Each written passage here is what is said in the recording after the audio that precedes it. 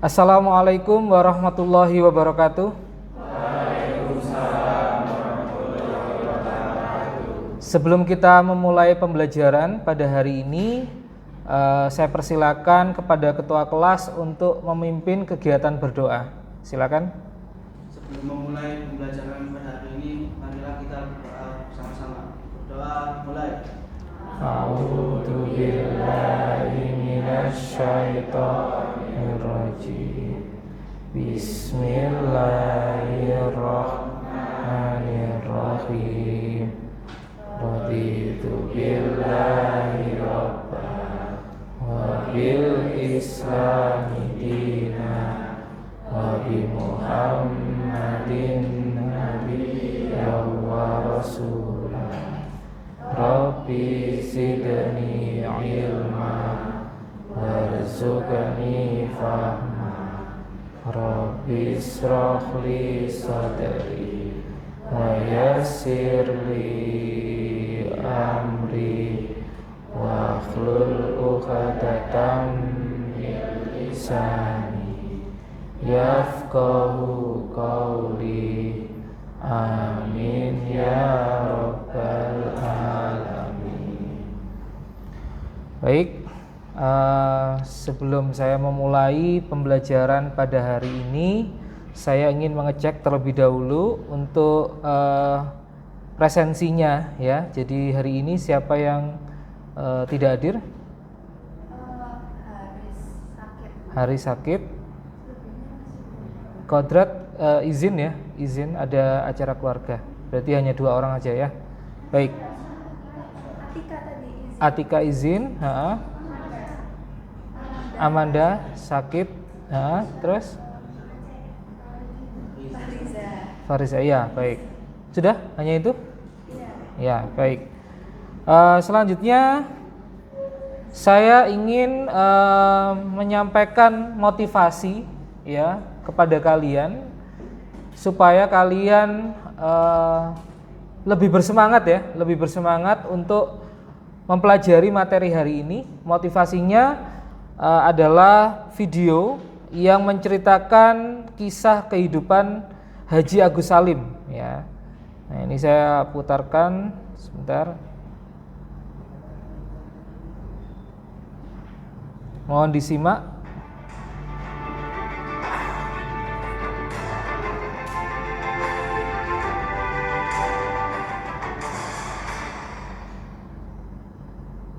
Agus Salim adalah tokoh yang berperan penting di balik pengakuan kedaulatan Indonesia oleh negara-negara lain setelah merdeka.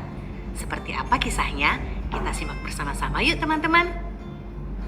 Agus Salim terlahir dengan nama Mashudul Haq tanggal 3 Oktober 1884 di Kota Gadang, Sumatera Barat. Ia dikenal seorang jenius. Tahun 1903, Agus Salim menjadi lulusan terbaik Hoere Burger School atau setingkat SMA di zaman Hindia Belanda untuk wilayah Batavia, Semarang, dan Surabaya. Sedikitnya 9 bahasa yang dikuasainya, termasuk bahasa Jerman, Arab, Turki, Jepang, dan bahasa daerah seperti Minang, Sunda, dan Jawa. Karena itu, tahun 1905, pemerintah kolonial Belanda mengangkat Agus Salim menjadi penerjemah di Konsulat Hindia Belanda di Jeddah, Arab Saudi.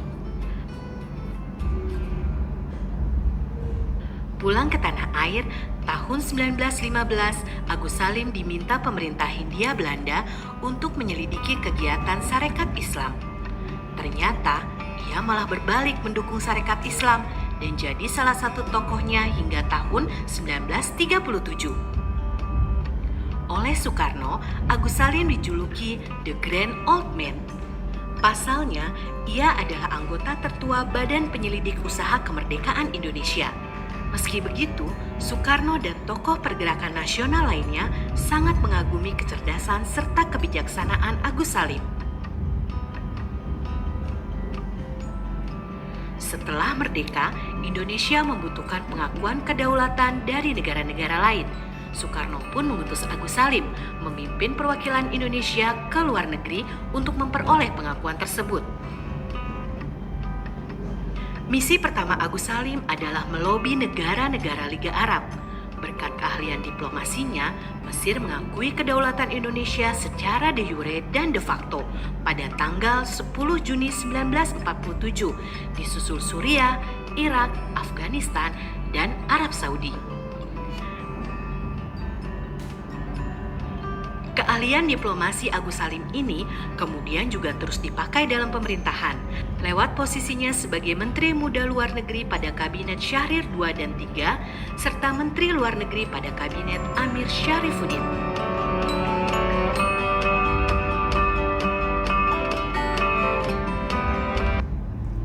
Baik, itu tadi adalah sekilas kehidupan Haji Agus Salim ya. Kita ketahui bahwa beliau adalah seorang diplomat ulung ya. Kemampuan berpikir beliau itu sungguh luar biasa ya, sangat cerdas, kemampuan argumentasinya luar biasa, tidak diragukan lagi, sehingga kita harus bisa meneladani ya, mencontoh kehidupan Agus Salim ya, Haji Agus Salim melalui pembelajaran menulis argumentasi yang kalian pelajari hari ini, begitu ya. Nah, jadi semoga motivasi tersebut bisa membuat kalian lebih bersemangat lagi untuk belajar bagaimana mengolah argumentasi, beropini, berpendapat yang logis dan berdasarkan pada fakta ya, atau teori yang relevan atau teori yang sahih, begitu ya. Nah, berikutnya adalah saya akan menyampaikan atau mengingatkan pertemuan sebelumnya ya. Jadi pada pertemuan sebelumnya apa yang sudah kalian pelajari? Struktur, kaidah kebahasaan, perbedaan fakta dan perbedaan opini ya. Perbedaan fakta dengan opini, begitu ya. Jadi ada 3 hal kemarin yang sudah kita pelajari bersama. Nah, apa yang sudah kalian pelajari kemarin tentu nanti akan diterapkan di hari ini, karena hari ini kalian akan menulis argumentasi. Itulah yang menjadi tujuan pembelajaran kita hari ini, yaitu peserta didik diharapkan mampu menulis teks argumentasi berdasarkan podcast yang didengarkan atau yang disimak, begitu ya. Nah, nanti kalian akan mendengarkan podcast yang akan saya sampaikan nanti. Kemudian setelah itu kalian menulis opini kalian terkait dengan isi podcast yang sudah kalian dengarkan. Apa opini kalian, tanggapan kalian berdasarkan panduan pertanyaan dari saya, begitu ya. Nah, kemudian setelah itu kalian akan berkelompok seperti pada pembentukan kelompok sebelumnya, berpasangan ya.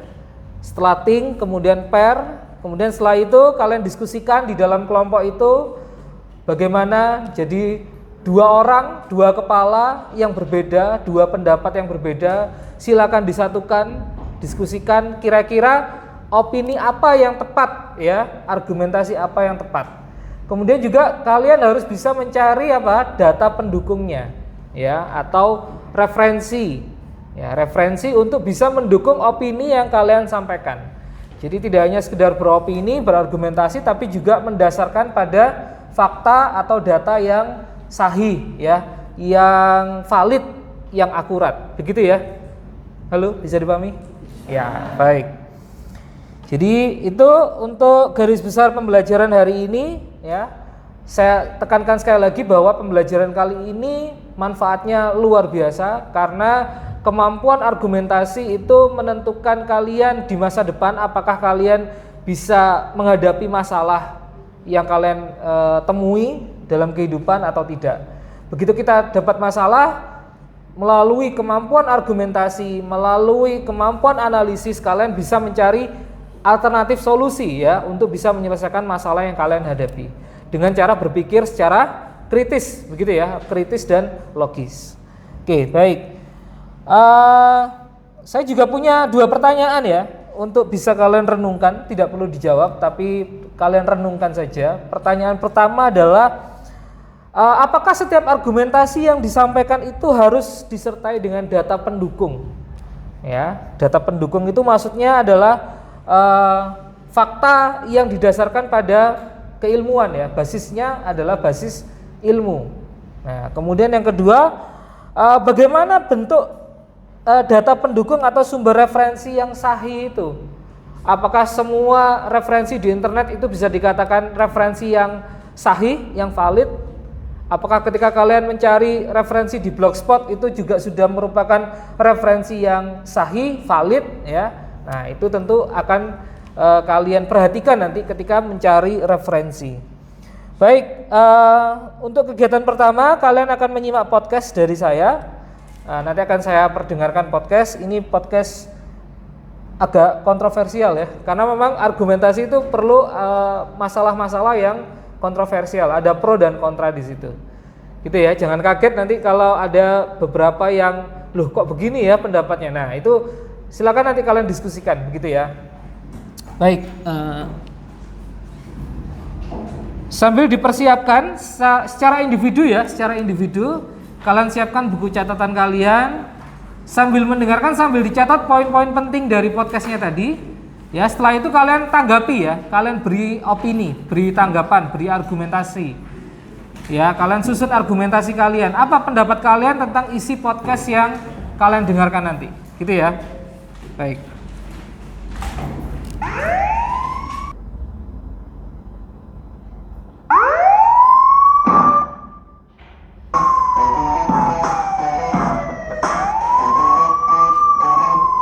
Kembali lagi di Noise bersama saya Tretan Muslim dan saya Coki Pardede yang sudah bersih namanya. Ya.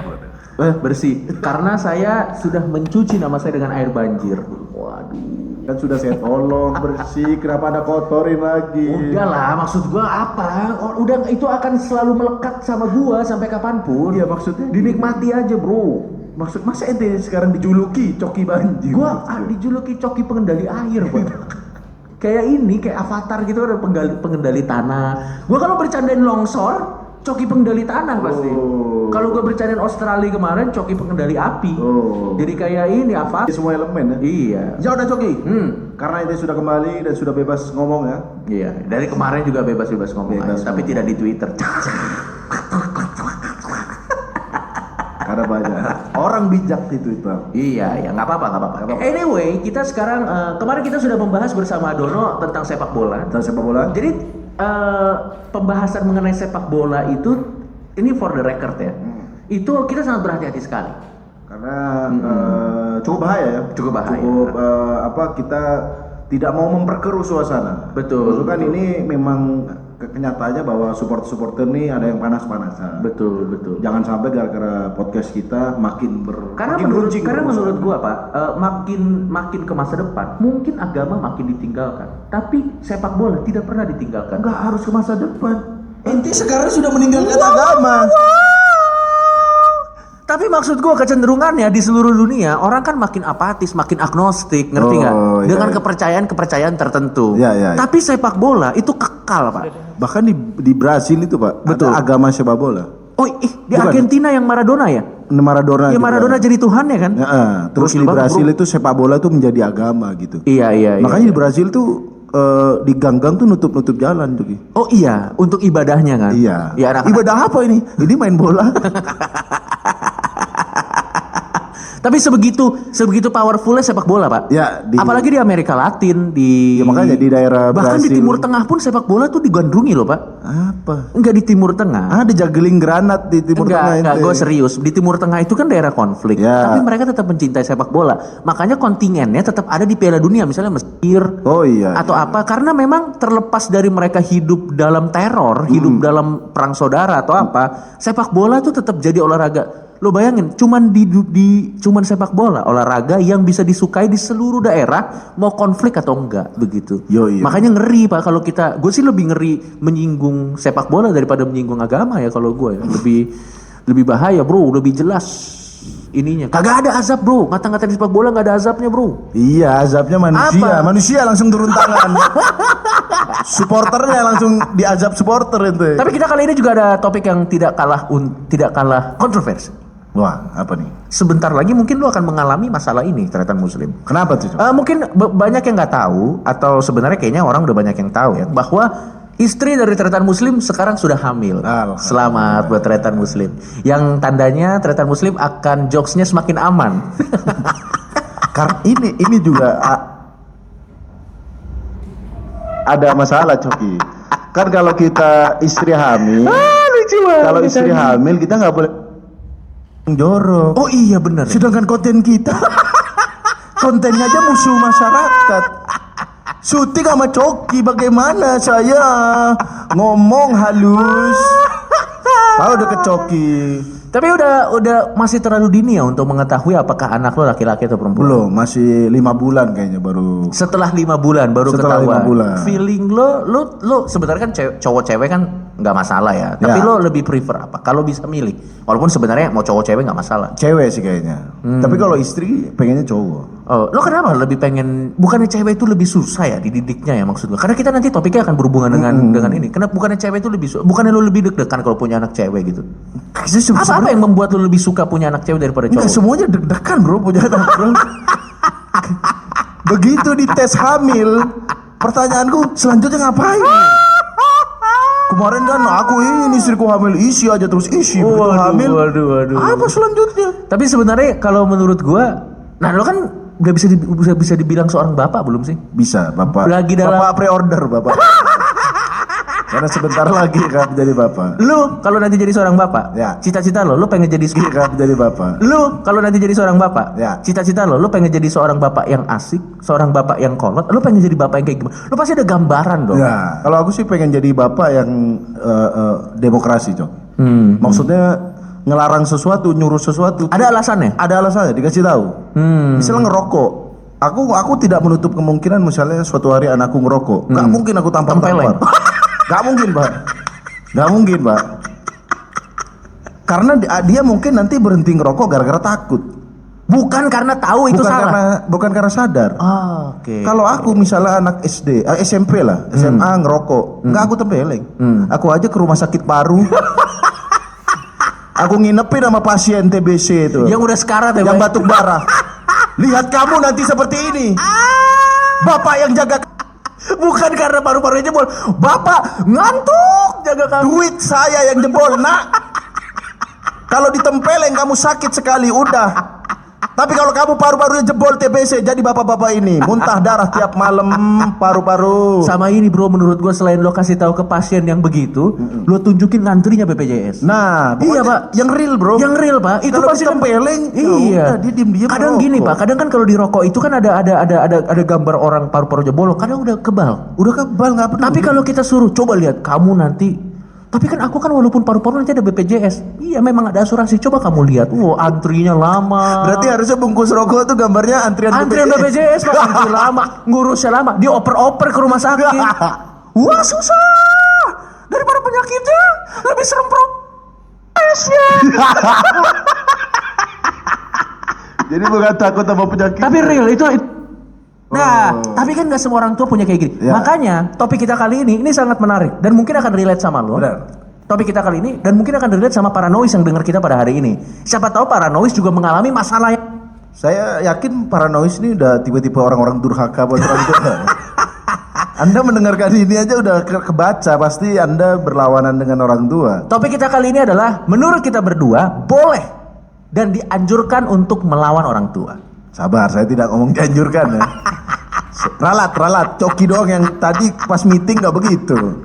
Kita Pas ini paranoid, wah ini yang aku tunggu nih. Oh langsung ngambil. Pas ini paranoid, wah ini yang aku tunggu nih. Oh langsung ngambil catatan. langsung diajak denger. Langsung orang diajak tuanya. denger. Nah kita akan jelaskan kira-kira melawan yang bagaimana yang kita dukung. Benar. Karena tidak semua melawan orang tua kita dukung ya. Ya. Ada juga melawan orang tua yang tidak kita dukung. Tapi menurut kita berdua secara keseluruhan pada saat anak melawan orang tua sebenarnya sih sah-sah aja sih. Ya, meskipun durhaka itu harus direvisi dulu. Durhaka itu nggak semerta-merta kalau kita nggak setuju. Bukan berarti langsung durhaka. Betul. Yoi, misalnya orang tua Anda ngajak sesuatu yang nggak masuk akal. Misalnya, ayo nak gabung ke Sunda Empire. Sunda Empire adalah gabungan dari NATO. NATO adalah ABCD. A-nya A, C kadang ngajak ke Sunda Empire. Boleh ditempeleng pakai baret. Pakai baretnya siapa pemimpinnya tuh? Gak tahu. Boleh pakai ditempeleng. Iya. Berarti tidak setuju dengan orang tua tidak sama dengan durhaka. Iya. Bukan berarti kalau kita tidak setuju otomatis durhaka. Tapi sebelum kita membahas ini lebih lanjut, kayaknya kita harus bahas deh Slim, cerita-cerita tradisional. Seperti apa sih yang durhaka sebenarnya? Boleh dibaca. Boleh dong. Ada kisah-kisah ya? Saya sudah menyiapkan 5 cerita tradisional Indonesia yang mana 5-5-nya ini adalah cerita tradisional Indonesia yang mana 5-5-nya ini adalah orang yang durhaka kepada orang tuanya. Dan pasti endingnya kena azab. Selalu. Dan selalu di Indonesia yang kena azab. Oh iya Di benar. luar negeri nggak ada azab bro. Iya nggak ada durhaka. Dikutuk jadi Menara Eiffel ya kan? Nggak ada. Coba. Kenapa jadi Menara Eiffel, Bang? Coba dibaca 5 kisah. Oke. Ini biar kita tahu sebenarnya yang durhaka tuh yang kayak gimana. Menurut gue yang durhaka tuh yang kayak gini. Nanti kita akan bahas yang kita maksud yang kayak gimana. Ya. Biar jelas ya. Jadi ini adalah 5 kisah legendaris anak durhaka dan semuanya punya persamaan. Ini 5 ini dari 5 daerah yang berbeda dan durhakanya cuma sama ibu. Oh iya. Paling Bapak tidak dianggap. paling kualat tuh katanya ke ibu. Betul. Oke, kalau gitu kita langsung bahas ya Pak, satu persatu ya Pak. Yang pertama adalah legenda Batu Menangis. Ini datang dari Kalimantan Barat. Jadi tinggallah seorang gadis dan ibunya. Gadis ini cantik Slim, tapi sayangnya malas banget gadis ini. Selain malas, gadis ini juga manja. Apapun yang dimintanya harus selalu dikabulkan. Tentu saja keadaan ini membuat ibunya sangat sedih. Satu hari, ibunya meminta anak gadisnya menemaninya ke pasar. Terus tahu nggak anak gadisnya ngomong apa? Boleh saja, tapi aku tidak mau berjalan bersama-sama dengan ibu. Ibu harus berjalan di belakangku, kata si gadis tersebut. Rata-rata orang-orang zaman dulu cara ngomongnya kayak ente bro. Begitu. Walaupun sedih, ibunya mengiyakan. Maka berjalanlah mereka berdua menuruni bukit beriringan. Walaupun mereka ibu dan anak, tapi kelihatan berbeda 180 derajat. Jadi satu saat anaknya yang cantik berpakaian sangat bagus, ibunya kelihatan tua dan berpakaian sangat lusuh. Di perjalanan ada orang menyapa mereka, "Hai gadis cantik, apakah orang yang di belakangmu ibumu?" kata si pemuda ini. Terus tiba-tiba si gadis ini bilang, "Tentu saja bukan. Dia adalah pembantuku." Sumpah nih tulisannya gini. Tapi nadanya nggak gitu dong. Tahun zaman dulu Tentu saja bukan. Betapa sedihnya ibunya mendengarnya. Tetapi ibunya hanya diam, tapi hatinya menangis. Begitulah terus-menerus setiap ada orang yang menyapa dan menanyakan siapa wanita tua yang bersamanya, si gadis selalu menjawab itu pembantunya. itu dalam satu perjalanan. Dalam satu perjalanan. Jadi setiap itu siapa? banyak amat yang itu lewat daerah mana Mampang apa banyak banget yang Lama-lama ibunya sakit hati dan ibunya berdoa, "Ya Tuhan, hukumlah anak yang tidak tahu berterima kasih ini." Dan doa ibu langsung didengar dan pelan-pelan kaki gadis tersebut menjadi batu dan perubahan itu terjadi dari kaki ke atas. Tiba-tiba wanita ini sadar dan dia teriak, "Ibu, ampuni saya, ampuni saya." Gak, nadanya gak begitu. Ini tulisannya gini Ya bro. tulisannya begitu masa ibu. Dikutuk jadi coki kalau begitu anaknya. Namun semuanya terlambat, seluruh tubuhnya akhirnya menjadi batu. Walaupun begitu, orang masih bisa melihat batu tersebut menitikkan air mata. Karena itu batu tersebut diberi nama Batu Menangis. Ya itu Kualat terhadap ibu, ya dihukum jadi batu. Kita langsung ke cerita kedua, Malin Kundang. Gak usah gue ceritain ya. udah sering ya. Intinya adalah kualat sama ibu dikutuk jadi Batu. Sama bro. Sama loh. Ini pada di Kalimantan Barat, kalau ini dari Sumatera Barat. Dari Kalimantan Barat, Sumatera Barat, tapi sama-sama Jadi batu. Ya? ibu ini punya mindset yang sama bro. Berjanjian ya. Berjanjian kali. Atau jangan ibunya yang di Kalimantan Barat punya grup WhatsApp kali ya. Di share. Satu orang kena menjadi batu. Nah, kita lanjut yang ketiga. Si Lancang, lucu banget namanya. Nama orang Cilancang. Itu udah nggak usah diceritain, udah pasti lancang hidupnya Coki. Ini dari Melayu Riau. Jadi pada masa dulu di daerah Kampar, tinggallah seorang pemuda bernama Silancang. Ia tinggal bersama ibunya, namanya aja. Ya, ibunya juga salah, punya anak dinamai si Lancang. Kenapa lancang ya gara-gara lu bu? Dinamai si Lancang. Ini benar gue ngomong. Ia tinggal bersama ibunya yang sudah tua, sama Pak, premisnya sama Pak. Oh, nggak diakui. Ibunya sudah tua menempati sebuah gubuk reot. Satu hari si Lancang mohon izin kepada ibunya untuk pergi merantau cari duit. Ini mirip maling kundang. Oh, balik-balik. Iya, balik-balik intinya dia tidak mau mengakui kalau itu ibunya. Dan akhirnya tiba-tiba saja kondisi cuaca berubah dan turun hujan yang sangat lebat dan kapal si Lancang hancur berkeping-keping karena dia kan udah tidak mau mengakui ibunya. Kain sutra yang dibawa si Lancang sebagai barang dagangan terbang melayang-layang kemudian jatuh berlipat-lipat dan menjadi negeri lipat kain yang Jadi Lord of the Ring ceritanya. sebuah gong terlempar jauh dan jatuh di dekat gubuk si emak si Lancang di air, intinya gitulah. Kalau ini jadi banjir. Oh. Ini jadi banjir. Oh, jadi ente, Bro. Itu dari si Lancang, sama kan premisnya, ada ibu tua, dia Ya. jadi kaya tidak mau. Yang keempat adalah si Kintan, sumpah namanya si Kintan. Si Kintan sama Saburi itu. Kenapa dia si Kintan? Intinya dia juga tidak mau mengakui ibunya yang Oh, sudah tua dan rata-rata miskin. nggak mau Benar. mengakui ya. Dan akhirnya kalau ini dia dirubah jadi monyet. Tumben nih ada variasi. Ada variasi. Belum pernah dengar cerita yang jadi batu kayaknya. Betul, betul. Dan yang kelima adalah batu bangkai. Ini sama juga, dia tidak mau mengakui ibunya, jadi orang kaya, dia tidak mau mengakui ibunya, dan dia dikutuk jadi batu. Ya sama lah intinya. Nah kalau ini mah durhaka yang real. Kalau ini memang durhaka dan kita tidak setuju. Gila Pak kalau misalnya ibu, apakah itu ibu? Tidak, dia pembantu. Buset itu mah gila banget itu Pak. sinetron banget tuh, Pak. Itu gila banget. Tapi ada pada kejadian nyata yang kayak gitu. Ada, Pak. pasti, ada. Nah kalau kayak gitu kita gila banget. Tapi ada pada kejadian nyata yang kayak gitu. Ada, Pak. pasti, ada. Nah kalau kayak gitu kita juga tidak setuju ya. Itu mah bukan durhaka, nggak bermoral itu tuh. Ya, belum ada kisah-kisah kan. Anak jadi batu karena menolak jadi PNS Belum. ada, Tidak ada.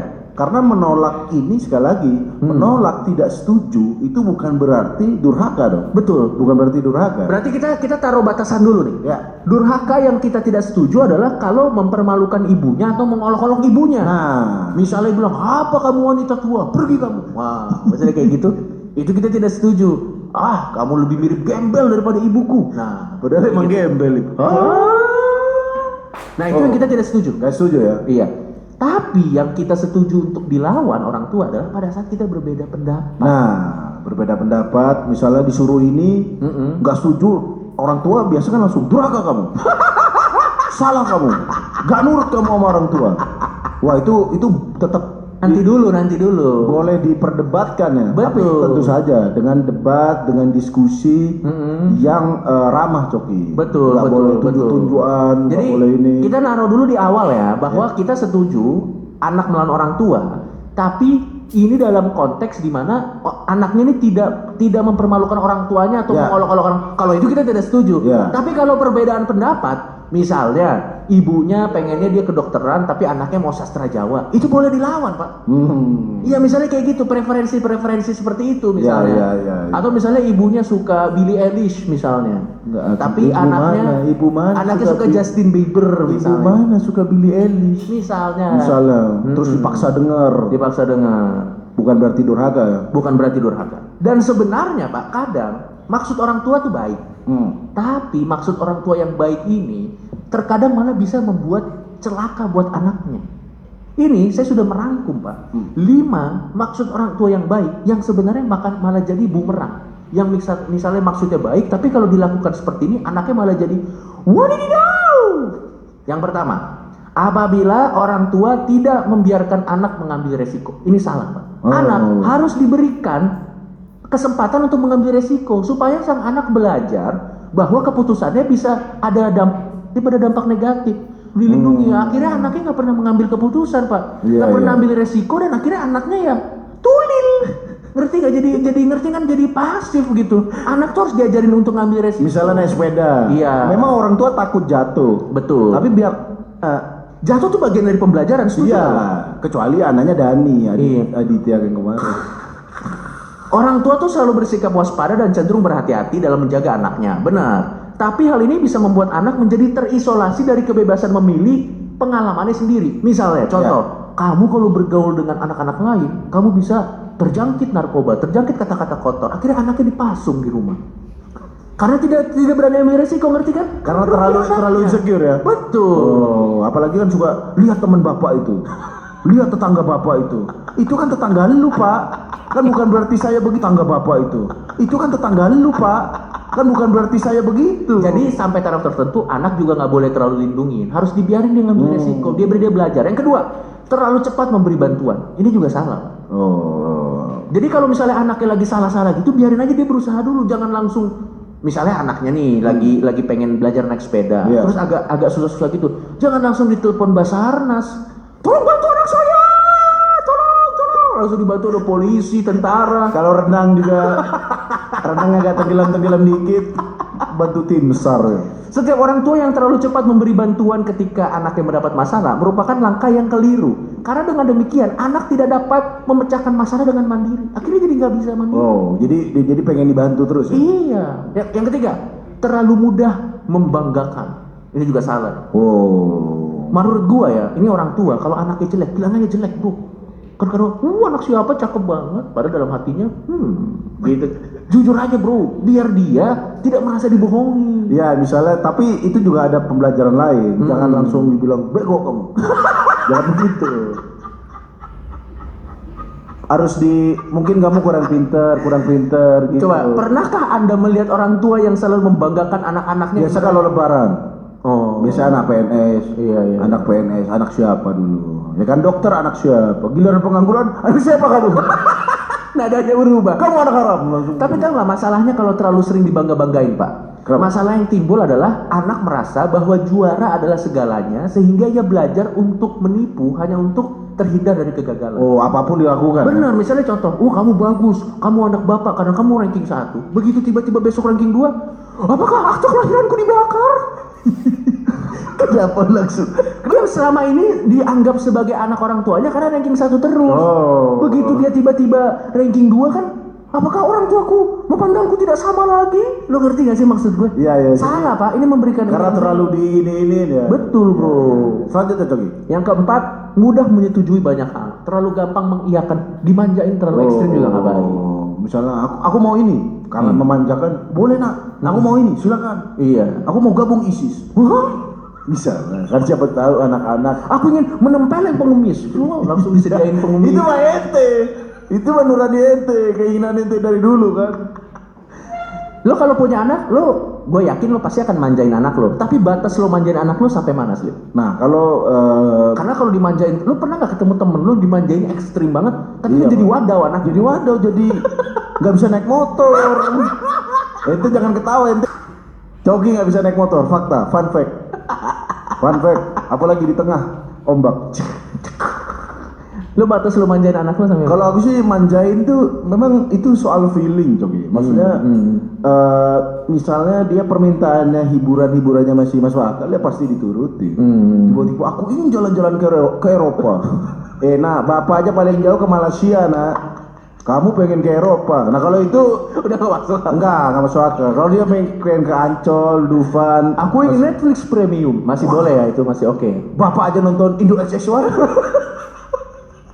masih masuk akal dan masih bisa dijangkau sama orang tua. Oke. Gitu. Tapi lo akan manjain anak lo atau akan jadi 50-50? 50-50 aku. Karena aku dibesarkan di lingkungan, Lo dimanjain gak sih dulu? aku dimanjain dan tidak sebenarnya setengah-setengah. Kalau hobi aku dituruti.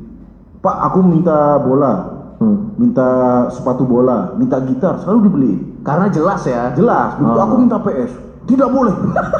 Kamu akan menunda sholat. Wow. Langsung Raja Tra, ya, Pak. Pakai sholat ya. Ya benar juga ya. Aduh. Jadi antara dimanja tapi di sisi lain nggak dimanja gitu kalau. Yang kelima adalah tidak berbagi kesalahan masa lalu. Lo ngerti nggak maksudnya? Iya. Itu orang tuanya nggak pernah sempurna. Padahal nggak bagus juga. Lo harus pernah mengakui dulu, papa pernah gini. Cerita. Tapi jangan terlalu banyak juga. Dulu bapak narkoba, bapak penyamun dan bajing loncat. Dulu bapak narkoba, bapak penyamun dan bajing loncat. Lebih baik aku tidak dilahirkan, bapak. Lebih baik aku mati di kandungan. Kalau terlalu ini, Tetap ada batasnya ya. iya. Nah maksud cerita bapak juga dulu nggak bisa matematika. Mis gitu masih mending pak. Gue bacain ya, sebagai orang tua jangan gengsi untuk berbagi kesalahan apa saja yang pernah dilakukan di masa muda dulu. Ya. Bukan artinya kita menyuruh mereka melakukan apa yang kita pernah lakukan, tapi dengan berbagi bahwa kita juga dulu pernah salah, mereka bisa belajar juga tidak melakukan hal tersebut. Dengan demikian anak akan mencatat langkah bijak untuk menghadapi kesalahan di masa mendatang. Itu tuh Pak. Nah berarti Coki intinya kita berdua dia tetap yakin bahwa orang tua tuh boleh didebat ya. Karena Boleh tidak setuju ya. boleh tidak setuju. Nih, karena menurut kita Pak, kadang apa yang disuruh orang tua itu tuh tidak murni untuk kebaikan kita loh kadang-kadang. Kadang-kadang contoh ya, pada saat orang tua misalnya menyuruh kamu harus jadi PNS, jangan-jangan kita dijadiin sebagai alat Pak. Misalnya contoh dulu bapaknya, udah gagal kan jadi PNS, aku sudah bayar banyak, Bayar parkir maksudnya. pokoknya anakku yang harus jadi PNS. Padahal anaknya misalnya pengen jadi pemain gitar atau apa, itu kan maksud gua kan boleh dilawan kalau kayak gitu menurut gua. Ya, boleh. Karena kan itu hidup kita, bukan hidup bapak kita. Ya, ini yang terbaik buat kamu. Buat bapak kali. Coba lu gituin, Iya. diusir lu dari rumah. Tapi mungkin dengan diskusi Coki, dengan apa ketidaksetujuan kita itu manusia Coki, dengan apa ketidaksetujuan kita itu malah melatih kita untuk memutuskan sesuatu ya. Betul. Yang kedua juga ini nggak mau. Sebenarnya gue lanjut. Yang Ya, kedua lanjut. suka dibanding-bandingin. Itu orang tua kan suka gitu kan. Coba lihat anak ini, dia sudah gini-gini, kamu gini-gini. Ya dia aja jadi anak lu, gitu gue kadang sebelum coba suruh banding-bandingin. Oh iya. Itu maksudnya kan mungkin orang tua, aku akan memacu anakku dengan membandingkan dia dengan anak-anak yang brilian. Mental anak Anda hancur. Dia akan Lihat anak itu udah sukses sekarang. Pak itu kuliahnya S3 Pak. Kita aja S1 masih kurang mampu nih. Dan menurut penelitian Pak, ternyata pada saat ini untuk orang tua ya, terutama orang tua muda dan mungkin pada saat sang anak itu mendebat orang tua, di cara orang tua adalah untuk memelihara kecerdasan anak tersebut, jangan langsung dikeluarin kartu as. Durhaka kamu. ada lagi kartu as. Apalagi Surga di bawah telapak kaki itu. Mau melawan apa itu? langsung diskakmat kan, jadi nggak bisa diskusi kan. Menurut Apa itu? langsung diskakmat kan, jadi nggak bisa diskusi kan. Menurut gue yang paling betul adalah pada saat anak mendebat orang tua tuh Mengarahkan ya, mengarahkan. Oke, kamu punya argumen, papa punya argumen, mari kita diskusi. Kan jadi akhirnya anaknya juga terbiasa diskusi, orang tuanya terbiasa diskusi, dan anaknya jadi cerdas Pak. Iya, Karena iya. dibiasakan diskusi dalam lingkungan keluarga. Dan dilatih logikanya jalan Pak. Betul. Dan makanya gue setuju sama lu. Lu bilang kan lu akan melarang anak lu, tapi dengan cara supaya dia paham kenapa dia Itu tahu rokok di tas cetar. Mana orang tua sekarang udah nggak. Aku sih, ente dulu pernah dipukulin nggak sih sama orang tua? pernah, tapi pukulnya nggak parah Pak. Iya, Cuma kayak nggak parah. ditoyor gitu-gitu doang. Pak temanku Pak, percaya nggak percaya Pak? Dia itu Pak disiksanya Pak. Apa namanya? Diikat di pohon, dikasih air, terus dikasih semut Pak, semut rang-rang. Apa yang didikan, apa yang diharapkan? Ini setara interogasi CIA Bro. Ada yang diikat digantung terbalik Bro. Terus apa yang diharapkan sama orang? Gak tahu aku itu didikan apa, itu emang kemarahan orang tua aja. Apa gimana? Yang jelas ada orang tua yang menghukum gitu. Enggak, kalau gue ya sebenarnya itu misalnya anak lo nih, aku tidak mau apa, misalnya contoh lo bilang kan, tidak boleh nyebrang jalan. Enggak, aku mau nyebrang jalan, aku mau lari-lari. Jangan langsung dibilang durhaka kamu. Wah, itu logikanya langsung gak jalan. Oke, kamu mau nyebrang lari-lari. Coba kita diskusi, apa alasan kamu? Dibiasakan untuk diskusi. Dikasih tahu bahayanya juga. Betul. Ya. Jadi makanya kan kalau menurut gue ya, anak-anak di Indonesia tuh logikanya kurang jalan karena didikan dari kecilnya gitu Pak. Kalau nggak dibilang durhaka, ditakut-takutin. Oh ini orang gila. Awas, saya kasih ke orang gila kamu. Kasihan orang gila Pak, kasihan orang gila nggak sembuh. Mungkin sekarang udah beda. Saya kasih ke orang mental illness kamu ya kan. Soalnya semua pertanyaan, sebenarnya kan pada saat anak tidak setuju kan itu pintu untuk ngajarin dia bagaimana berdebat, bernegosiasi. Iya kan? Pada saat di-cut dengan misalnya saya kasih kolom wewe kamu. Ya, dulu aku kan perawat nih Jok. Kan lulusan perawat kan. Dulu aku sering gitu Jok. Anak kecil jalan, "Ayo makan. Kalau enggak disuntik tuh." Waduh, jauh. Kenapa suntik jadi ancaman? Ini orang tua udah nggak relate cara mendidik kayak gini ya. Yang ada kenapa anak kecil takut disuntik? Oh iya benar. Karena ditakut-takutnya disuntik. Padahal itu kan obat tapi jadi ancaman. Makanya, ayo disuntik Pak Dokter. Seakan-akan begitu. Anak-anak jadi takut disuntik, makanya harus diganti. Anak kecil, ayo makan. Gak mau makan, kamu jadi pengangguran nanti. Dia kan pas kecil tertanam, apa itu pengangguran? Dan sebenarnya sih yang harus kita lakukan adalah mencoba memperkenalkan kepada anak kita bagaimana caranya bernegosiasi, Ya. beradu argumen, Ya. tentunya dengan cara-cara yang sopan. Kan anak jadi terbiasa kan. Benar. Lama-lama kalau kita membiasakan anak kita bernegosiasi, beradu argumen, anak kita jadi apa? Penipu ulung. Karena di rumah sama bapaknya biasa negosiasi kan. Ya, ya. Begitu sekolah, guruku aku langsung bohong-bohong jadi penipu ulung. Ya tapi memang ada beberapa part yang susah, Coki. Misalnya soal adat nikah. Kan anak muda ini, saya kira anak muda zaman sekarang nikah. Kan anak muda ini, saya kira anak muda zaman sekarang nikah nih rata-rata pasti ikut orang tuanya. Iya. Pesta tuh pesta orang tuanya. Sebenarnya gini, kalau milih jodoh udah dikit lah yang ikut orang tua. Iya.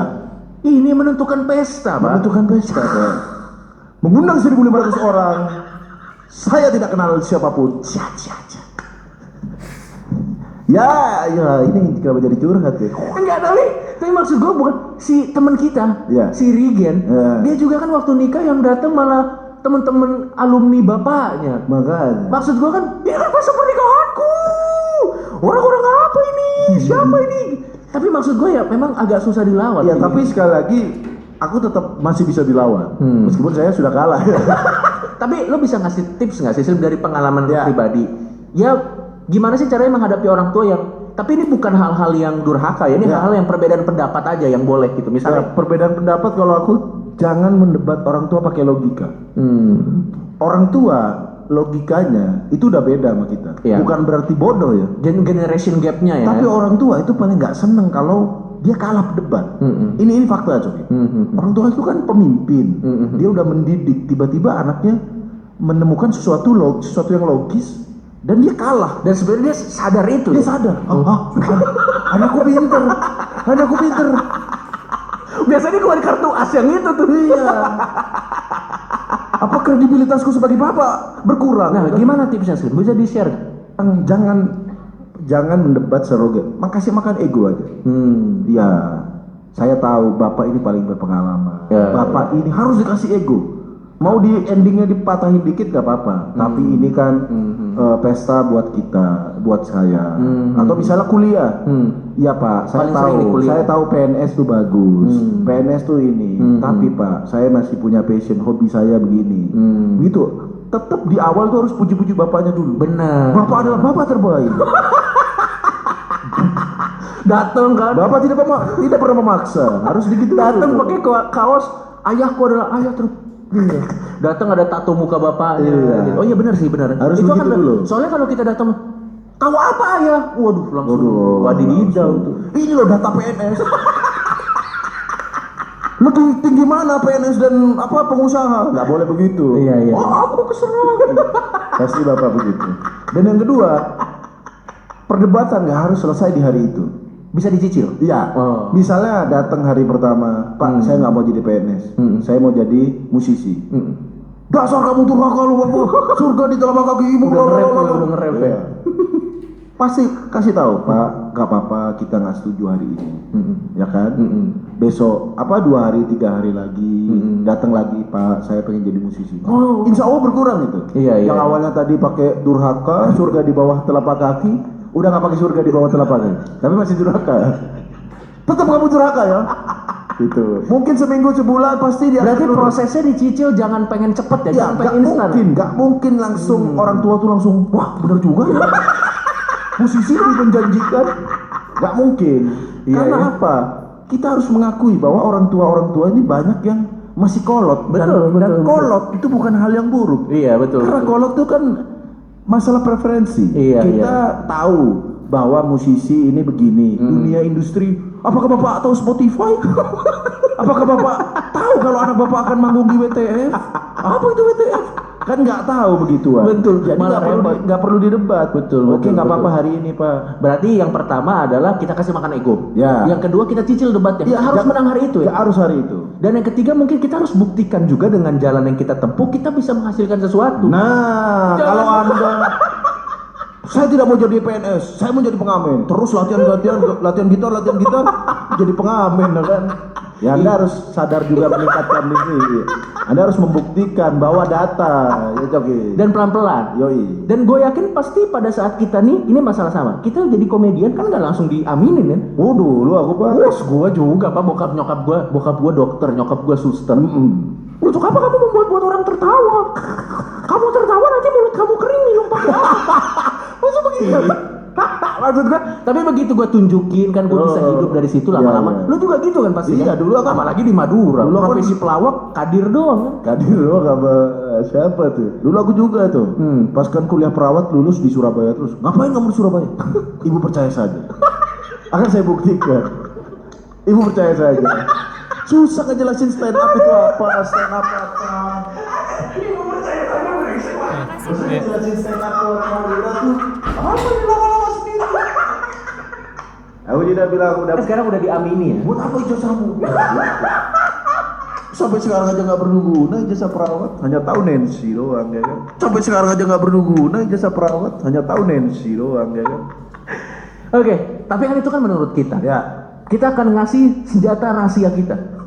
Ini adalah senjata rahasia kita untuk meneguhkan. mas yang bacot doang ya. Iya. Biar lebih valid lagi. Siapa tahu paranoid udah ngajak ibu bapaknya kan, ini mas siapa, saya mah tidak terlalu percaya. Bapak, ibu yang dengar ini, kita akan mengeluarkan senjata rahasia kita. Ini adalah senjata terbesar kita. Dengar ini, kita akan mengeluarkan senjata rahasia kita. Ini adalah senjata terbesar kita. Kalau bapak ibu mengingkari apa yang orang ini ngomongin, Ya ingat bu, yang kita telepon habis ini adalah habaib. Habaib keturunan suci. Dia belajar ilmu agama. Oke bu, bapak ibu, dia mana? Jangan langsung tuduh durhaka. Jangan tuduh anak anda durhaka. Habis ini anda yang durhaka bu.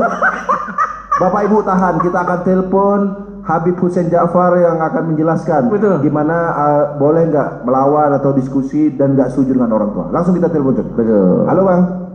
Halo, Assalamualaikum. Waalaikumsalam. Selamat sore Habib.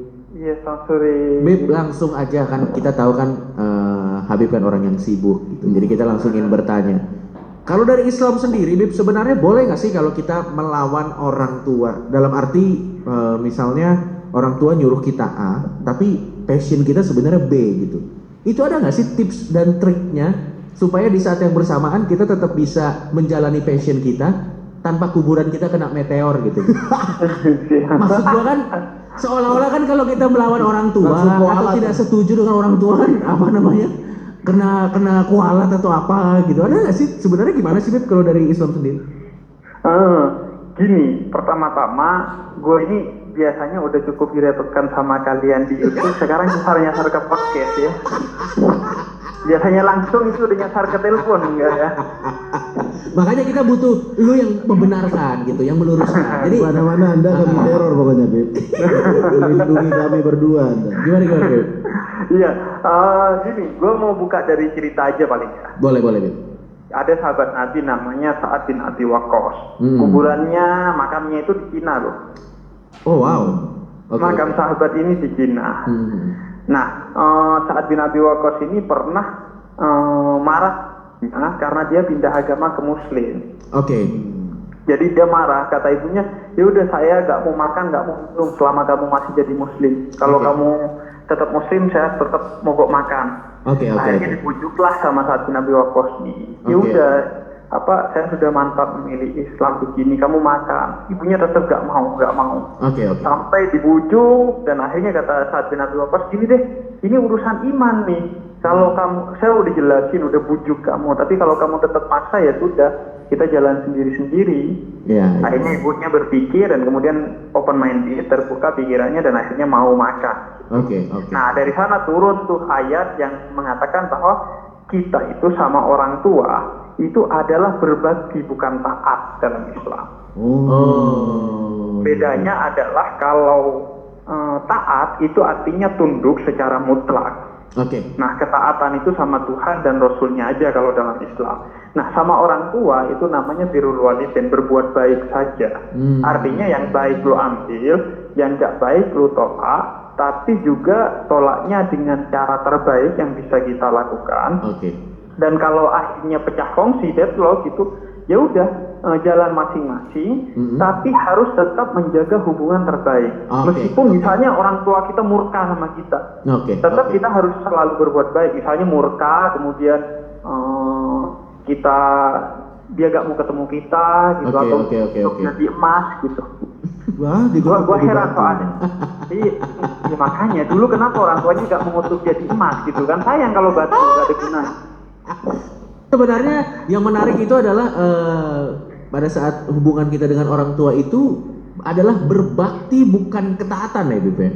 Bukan ketaatan. Jadi kalau lo punya POV yang berbeda gak ada masalah. Oke. Asal dilakukan dengan hal terbaik dari situasi yang sudah terjadi, Bib ya? Iya, termasuk agama. Artinya kalau kita misalnya anaknya masuk Islam, orang tuanya non-Muslim, maka anak itu harus melakukan semua tindakan terbaik bagi orang tuanya. Oke. Itu kan contoh kasus ekstrim ya. Apalagi kalau misalnya cuman sebatas misalnya ayahnya pengennya jurusannya kedokteran, anaknya atau ayahnya pengennya jodohnya yang kaya gitu. Itu ayah semua orang kayaknya tuh. Berarti sebenarnya kalau hal-hal seperti itu cuman perbedaan pendapat, misalnya mau jurusan kuliah apa. Nah, iya kan orang tua itu sebenarnya nggak masalah Bip kalau berbeda gitu, Bip. Nah, soalnya kan orang tua sering pakai ini, Bip, bahwa ini ada Coki. Ridho Allah itu adalah ridho orang tua. Orang tua sering pakai itu. Nah, itu gimana tuh? Ente nggak tahu apa-apa kan? Nggak ada referensinya, Coki. Orang tua kan sering pakai. Nah, kalau pakai kartu as gitu gimana, Bib? Ridho Allah orang tua. Terus dia Ya tetap ridhonya Allah itu yang utama. Orang tua itu ridhonya artinya menjadi diterima kalau tidak bertentangan dengan prinsip-prinsip yang sudah ada pada Tuhan dan Nabi gitu. Iya, misalnya urusan kuliah nih. Orang tua nyuruh PNS, terus anaknya nggak mau, dia mau kuliah yang lain misalnya, dia pengen ngejar passion yang lain. Orang tua kan pasti, kamu durhaka ya, nggak berkah hidup kamu. Itu kan kenapa langsung nggak berkah? Maksudnya kenapa? Dia kalau ada orang tua yang gitu, berarti lo harus makin yakin bahwa dia gak benar omongannya. Lo harus makin yakin untuk ambil jurusan itu karena dia gak ngerti sebenarnya. Tapi tentunya dengan cara terbaik yang bisa kita lakukan, BP itu ya kata kuncinya, BP. Iya, tentu kata kunci itu. Dan gue itu sering ditanya kan. Iya. Katanya orang tua itu ikut dosa kalau anaknya berlaku dosa. Enggak, dosa itu setiap orang masing-masing menanggung dosanya. Adapun yang dimaksud di sana, orang tua kedapatan dosanya misalnya, orang tua tahu satu nilai kebenaran, kemudian dia gak ajarkan ke anaknya, baru anaknya dapat dosa juga. Anaknya dan orang tuanya sama-sama dapat dosa. Kalau dia sudah ajarkan, anaknya tetap gak mau jalani, ya masing-masing. Ya bukan orang tuanya dapat dosa terus dong. Enggak dong. Kalau gitu kasihan orang tua Coki.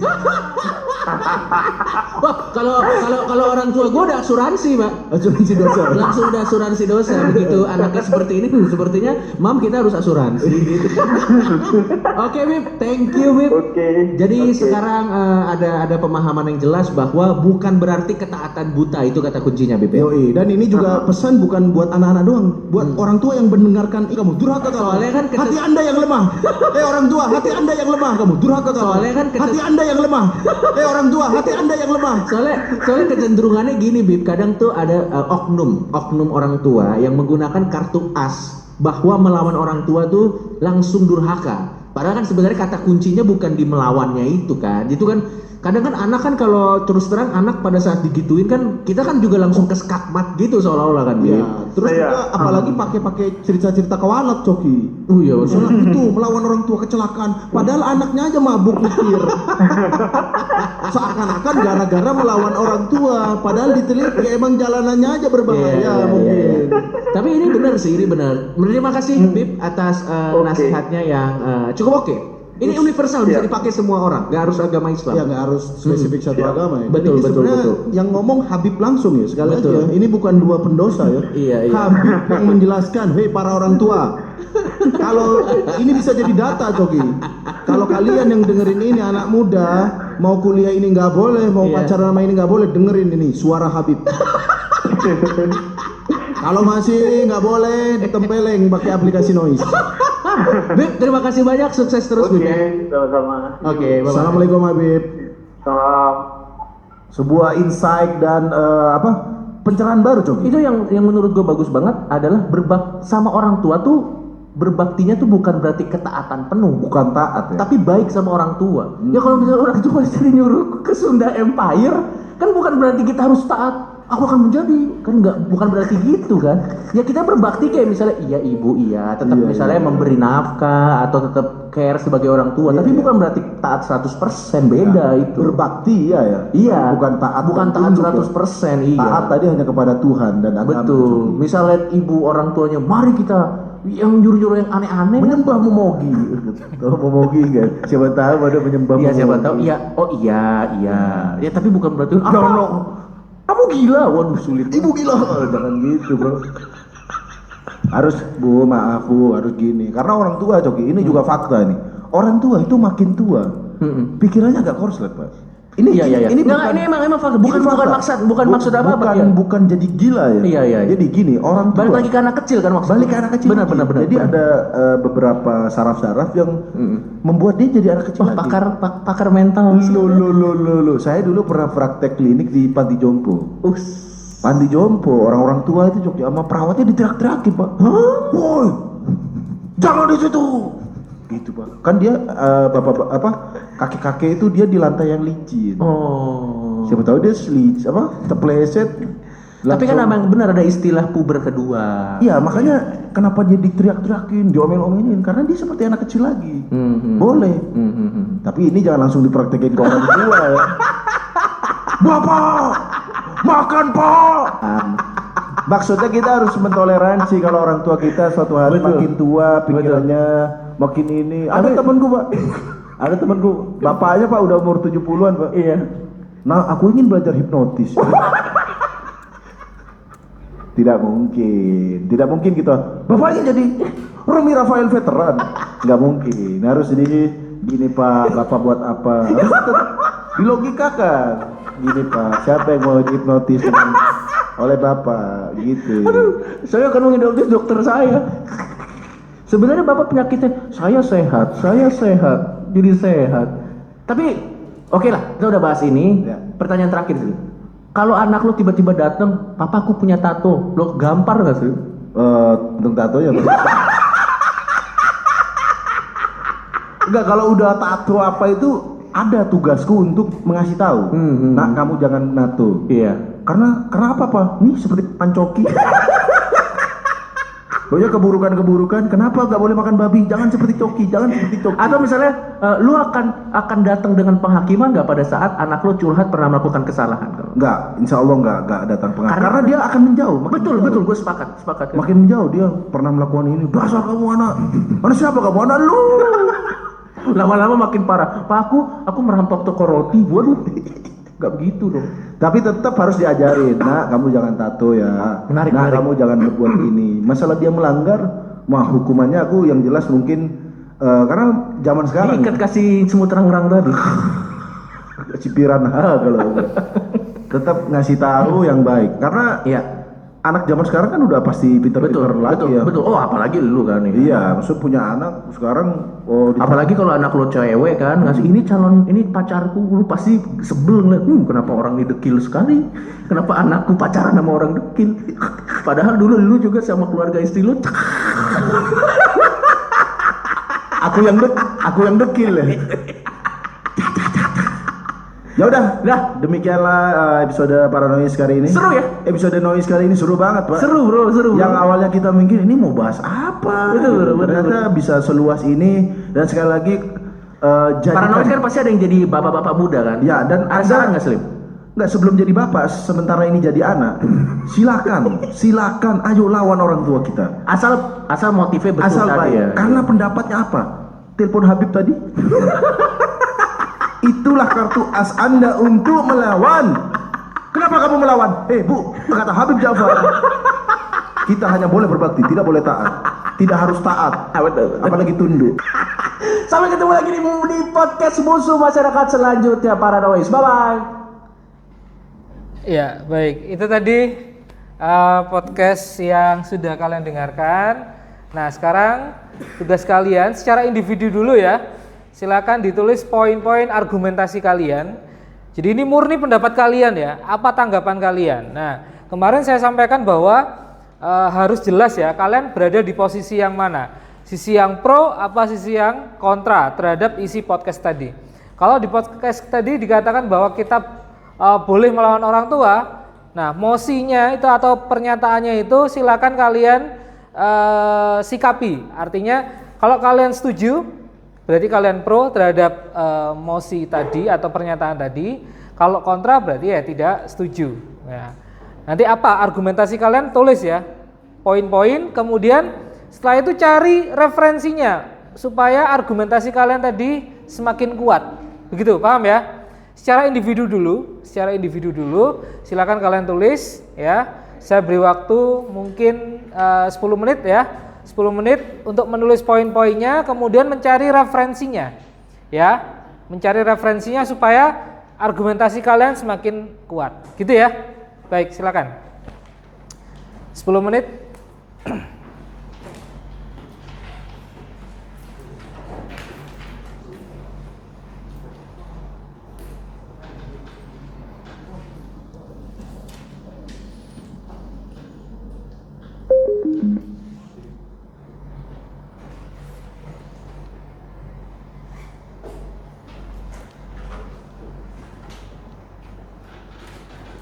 Ya, silakan ditulis poin-poinnya saja, apa yang menjadi pendapat kalian, komentar kalian, ya, argumentasi kalian atas apa yang sudah disampaikan dalam podcast tadi ya. Apa kalian setuju dengan statementnya tadi bahwa kita boleh melawan orang tua, ataukah justru sebaliknya kalian tidak setuju? Berarti kalian harus taat kepada orang tua. Nah, alasannya apa? Kalau setuju alasannya apa ya, argumentasi kalian, kemudian kalau tidak setuju apa. Silakan. 5-10 menit ya. Cari referensinya. Boleh ayat Al-Quran ya, boleh ayat Al-Quran, itu sangat dianjurkan. Kalau kalian menemukan referensi di Al-Quran, silakan sampaikan. Atau dari sisi yang lain, dari sisi psikologi misalnya ya.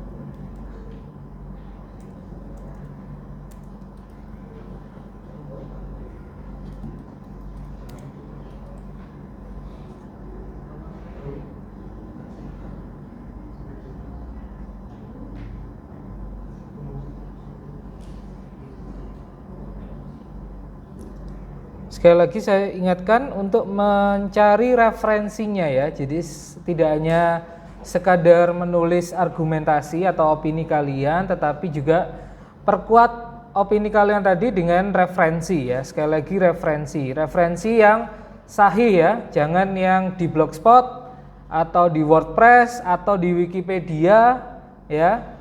Carilah referensi yang berupa website resmi perguruan tinggi mungkin ya, atau lembaga-lembaga pemerintah yang kredibel, BPS mungkin ya, websitenya BPS, Badan Pusat Statistik ya, mungkin kalau kalian menggunakan data statistik ya. Jadi cari referensi yang akurat, yang sahih.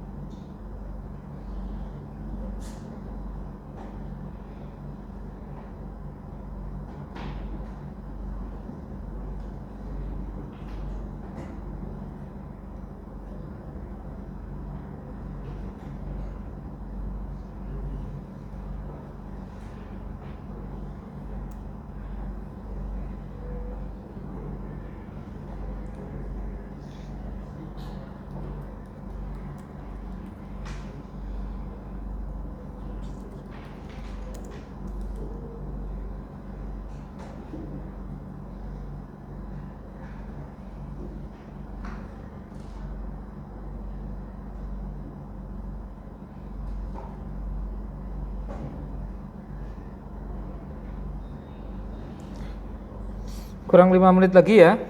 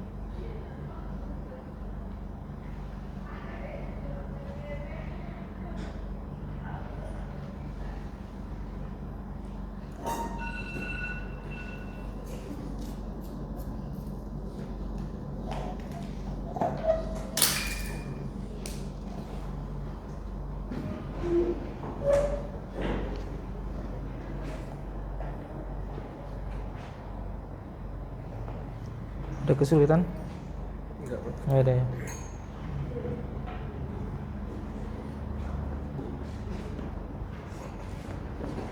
Jangan lupa referensinya ya. Jangan lupa referensinya.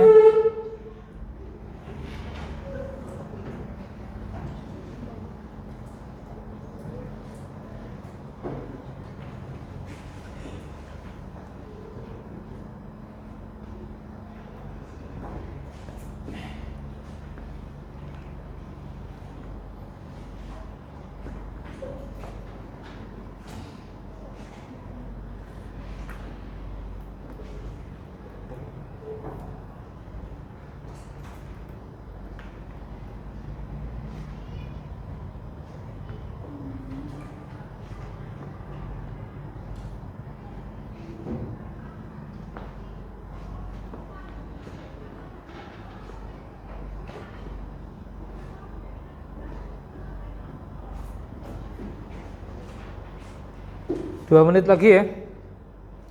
Ya. Kalau misal data kayak gini itu termasuk bisa, Pak? Oh iya, boleh. Boleh. Dari mana itu? Ini dari survei National Adolescent Mental Health. Oh iya, ada lembaga surveinya kan ya? Iya. Yes. Ada kesulitan?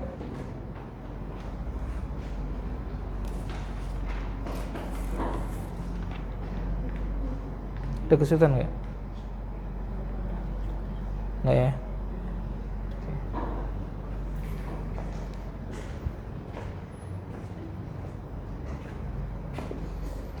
Baik, saya rasa cukup ya.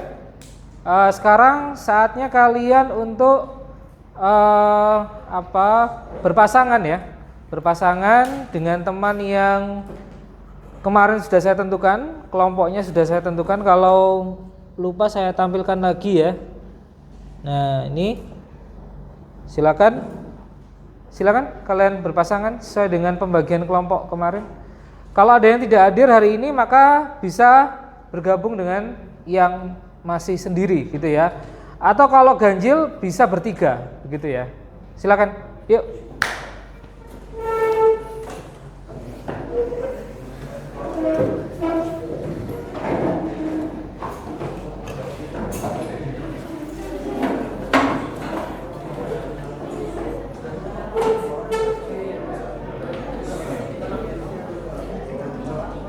Oke, kalau sudah silakan. Halo, perhatikan dulu sebentar.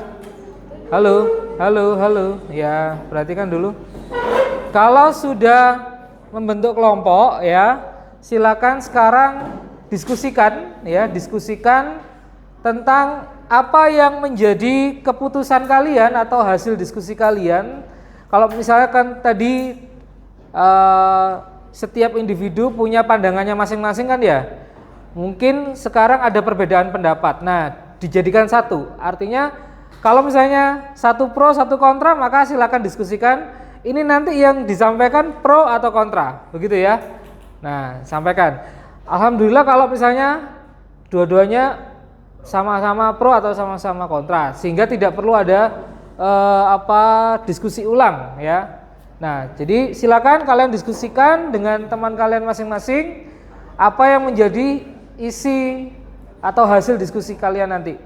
Nah, kemudian kalau sudah, perhatikan sebentar. Kalau sudah selesai diskusinya, nanti kalian tulis diskusinya di sini ya. Di lembar kerja peserta didik ini. Ya, judulnya adalah lembar kerja peserta didik menulis teks argumentasi. Nah, di sini nanti kalian tulis nama kalian, berarti dua atau tiga orang ya. Yang mengisi hanya satu orang saja, ya. Jadi tidak perlu semuanya mengisi. Kemudian nanti kalian tuliskan hasil diskusi kalian, ya. Apa? Teks argumentasi kalian judulnya apa? Beri judulnya. Kemudian nanti kalian tulis poin-poin argumentasi kalian apa, beserta data pendukungnya atau referensinya. Jelas ya? Jadi sekali lagi tidak hanya isi argumentasi saja, tapi juga di bawahnya perlu ada data pendukungnya. Seperti yang sudah dijelaskan kemarin, ada reasoning, ada evidence. Dan terakhir nanti harus ada kesimpulannya. Ya, kesimpulannya apa? Gitu ya. Jelas? Oke, baik. Saya beri waktu 10 menit. Silakan diskusikan. Kalau sudah menemukan hasil diskusinya, tulis atau ketik di lembar kerja peserta didik. Sudah saya bagikan di grup ya.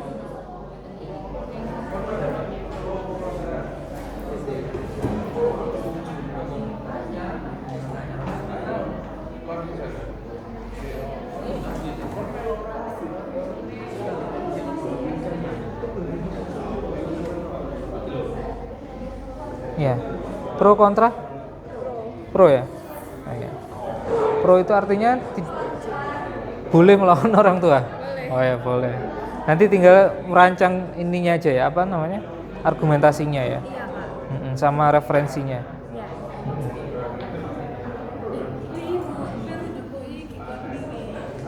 Atau disisipkan gambar kan bisa juga ya di situ.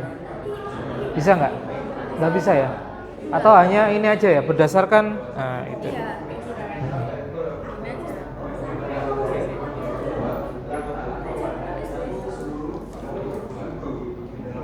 Ini ada 2 link, Pak.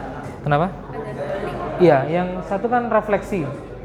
Itu nanti setelah selesai kegiatan pembelajaran. Kalau ini yang menulisnya.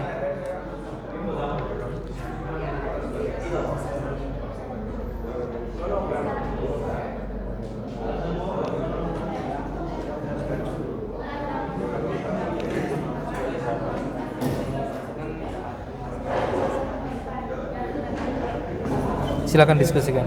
Coba apa yang mau didiskusikan? Sampaikan dipegang. Kalau aku nyebutin yang data aku dapetin tadi survei tingkat depresi sama kecemasan, yang di situ itu faktor paling tingginya keluarga sampai 64,7%. Sambil dipegang nggak apa-apa. Iya, Kak.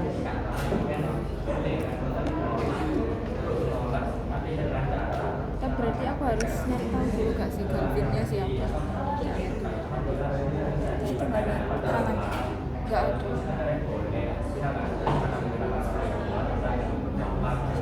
Udah.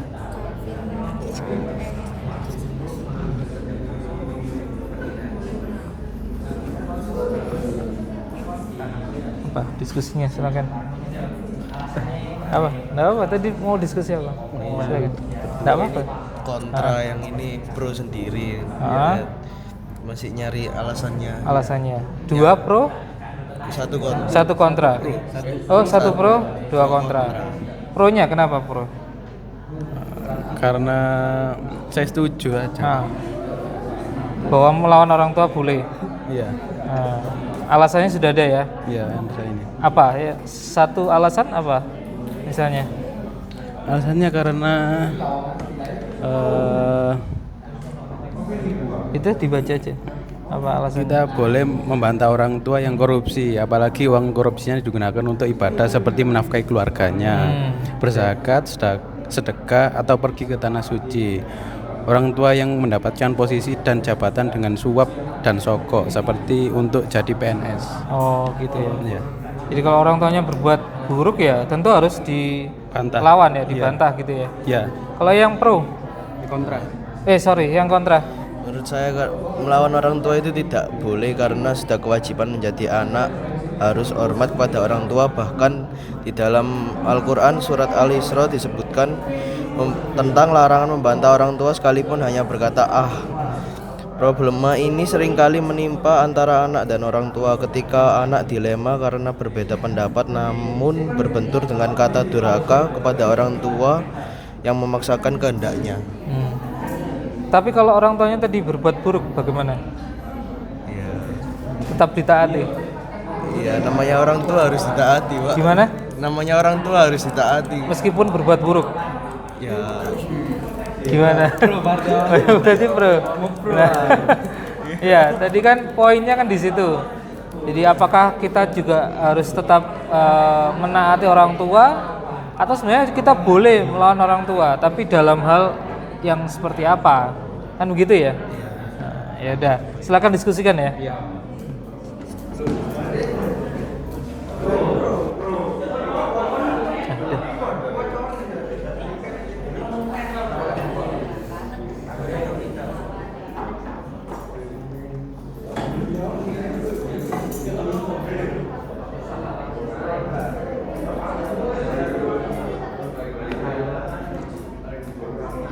9.20 selesai ya.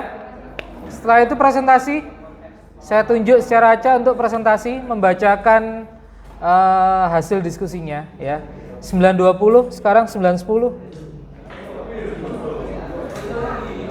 Ya. Satu kelompok saja. Satu kelompok saja nanti saya tunjuk secara acak untuk membacakan hasil diskusinya. Gitu ya.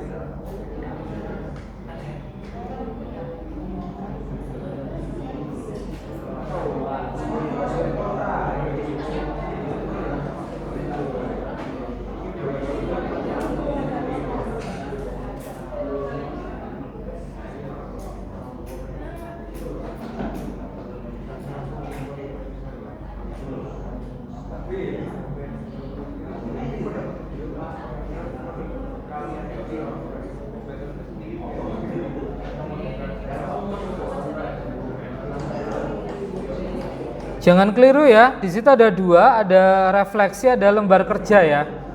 Nah, jadi ini yang dikerjakan adalah yang lembar kerja dulu, ya. Ada dua tautan kan itu ya.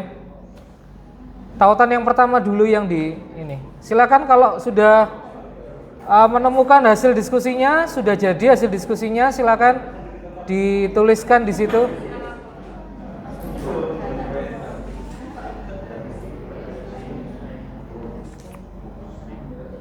Nama lengkap ya, nama lengkap siapa dan siapa. Kalau 3 orang ya berarti 3 orang.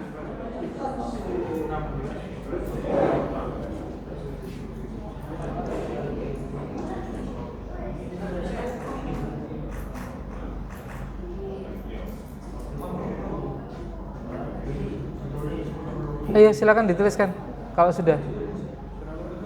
Ya kalau sudah di ini silakan ditulis.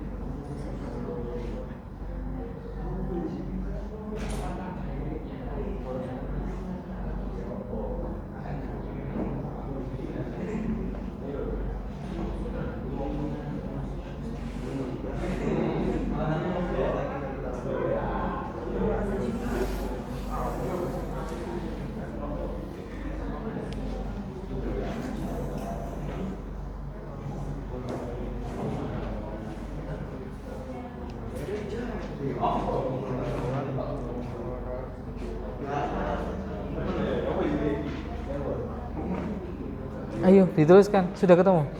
Masih bingung, ya, Pak. Masih bingung. Masih diperdebatkan. Ya.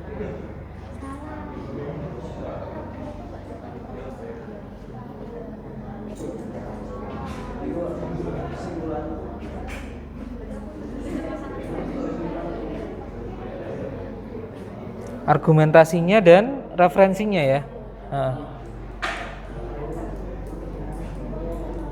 Argumentasi dan referensi ya, jangan lupa. Harus ada referensinya, iya. Kan tadi saya suruh untuk mencari referensinya. Jadi nanti bawahnya dikasih referensi. Referensinya apa ya? Atau begini misalnya, kalau ada 3 argumentasi, setelah itu referensi. Argumentasi, referensi, terus kesimpulan. Ya. Nah. Ada lagi mau tanya kan? Ya. Kesulitan nggak? Nggak ya? Gampang ya? Ada berapa argumentasi? Banyak. Ada berapa? Tapi kita cuma ngebol di satu aja sih. Satu argumentasi aja? Iya, misalkan gini ya, satu argumentasi setelah itu diikuti dengan referensi, jadi agak lebih nyambung nanti. Jadi jangan semuanya argumentasi baru referensinya di belakang, aneh nanti jadi. Iya, jadi misalnya gini, argumentasi mau apa, setelah itu untuk memperkuat argumentasi ini langsung disertai dengan referensinya apa. Nah gitu ya.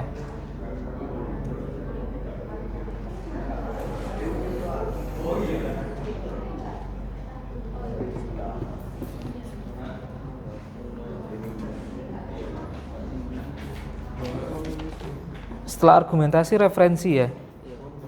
Jadi jangan semuanya argumentasi setelah itu referensi.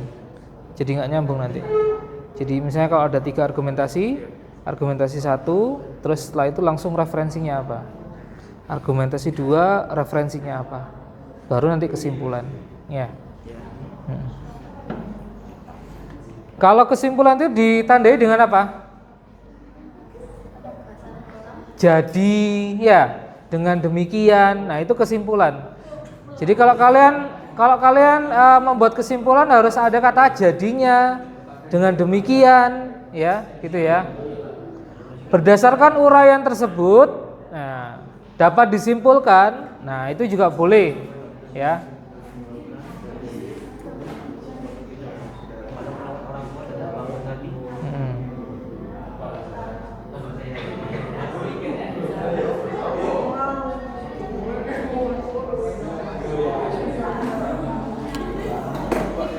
Ya, ya berdasarkan ayat Al-Quran gitu aja. Jadi, nggak usah. Intinya aja, misalnya berdasarkan ayat Al-Fatihah, misalnya surah Al-Fatihah ayat keberapa yang menjelaskan bahwa, nah gitu aja. Jadi nggak perlu artinya. Iya tetap nggak apa, silakan.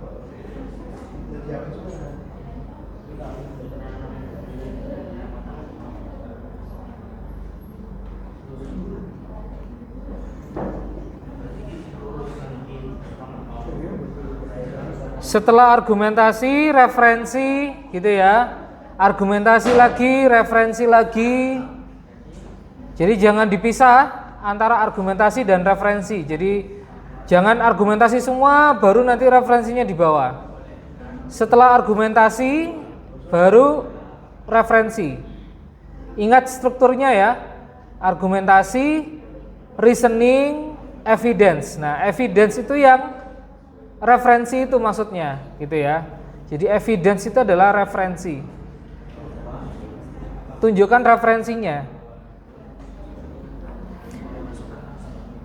Dan yang terakhir adalah link back atau kesimpulan, ya. Jadi harus ada kesimpulannya apa.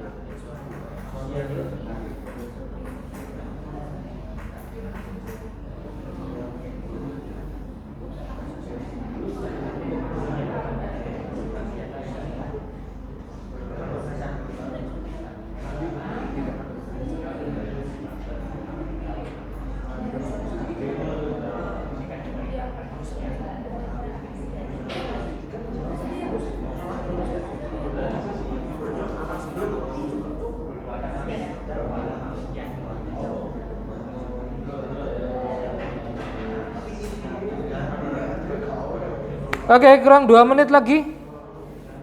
Setelah itu saya tunjuk secara acak untuk presentasi ya.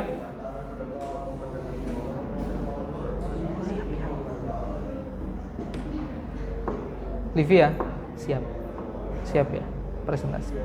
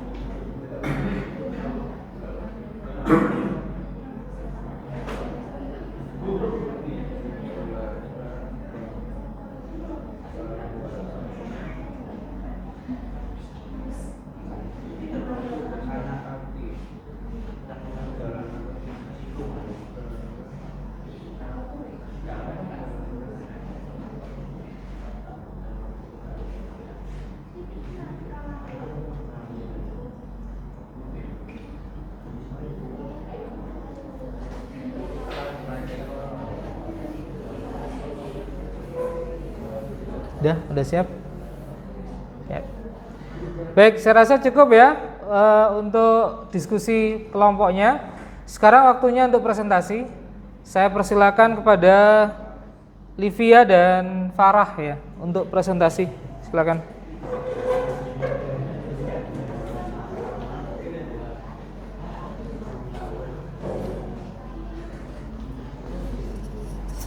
Salam, nama, setelah itu hasil diskusinya apa?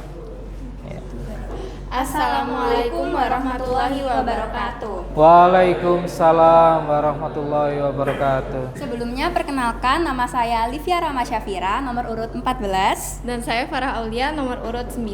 Di sini kami mau mempresentasikan hasil diskusi kami terkait mosi kali ini. Dengarkan ya. Kami setuju atas podcast kali ini karena jika ada perbedaan pendapat, kita boleh melawan untuk memecahkan masalah perbedaan pendapat tersebut. Diskusi ini tuh berdasarkan kepada adab dengan proses berpikir kritis yang dilakukan dengan kepala dingin. Dalam jurnal Universitas Negeri Yogyakarta tahun 2015 oleh Yulianto disebutkan bahwa berpikir kritis sangat dianjurkan dan dapat mendukung kemampuan memecahkan masalah. Kemudian berdasarkan survei nasional Adolescent Mental Health Survey pada 2022, remaja di Indonesia sebanyak 34,9% mengalami gangguan kesehatan mental. Yang mana di sini faktor terbesarnya adalah dari keluarga sebanyak 64,7%. Dalam bukunya yang berjudul Family Communication, Cohesion and Change, Galvin menyatakan bahwa pendidikan abad ke-21 dituntut mendidik anak-anak agar memiliki high order thinking skills atau HOTS untuk terciptanya anak yang cerdas, kreatif, dan bahagia. Dan perlunya penanaman HOTS ini dilakukan sejak anak masih kecil, apalagi saat anak sudah masuk dalam usia sekolah. Maka dari itu kami setuju atas mosi bahwa kita sebagai anak boleh melawan orang tua. Apalagi di sini kadang-kadang kalau misalnya orang tua itu menjerumuskan kayak kita ke hal-hal yang buruk, di situ kita bisa melawan. Udah. Kesimpulannya berarti? Kesimpulannya kalau kami setuju boleh melawan orang tua atas dasar kalau misal ada perbedaan pendapat. Terus kalau misal mau berdiskusi itu harus dilakukan dengan kepala dingin. Dengan cara yang baik juga, ya. Dengan kalimat yang santun gitu ya. Jadi tidak boleh kasar atau bernada tinggi begitu ya. Nah, itu poin pentingnya di situ. Itu kesimpulannya ya. Boleh melawan orang tua asalkan dengan cara yang baik, suaranya direndahkan, kemudian memberikan argumentasi yang logis begitu ya. Dan juga ada data pendukungnya atau referensinya. Supaya orang tua itu juga mendapat pengetahuan baru dari kita gitu ya. Nah, sehingga tahu masalah yang sebenarnya seperti apa dan keinginan kita sebagai seorang anak itu bisa menjadi lebih jelas untuk disampaikan kepada orang tua, gitu ya? Iya. Baik, terima kasih. Tepuk tangan dong untuk Livia dan Farah. Silakan. Ya. Baik, setelah presentasi kelompok, ya, langkah selanjutnya adalah